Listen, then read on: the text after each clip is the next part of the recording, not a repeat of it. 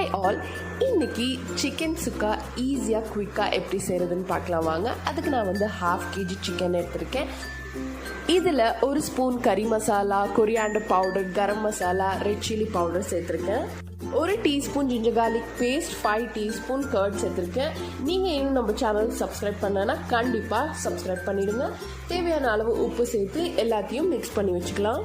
At least 1/2 an hour ஆகுது marinate பண்ணுறது ரொம்பவே இம்பார்ட்டண்ட். இப்போ நான் ஒரு பேனில் ஆயில், சோம்பு, பட்டை, லவங்கம், வெங்காயம் எல்லாம் சேர்த்து நல்லா ஃப்ரை பண்ணிக்கிறேன்.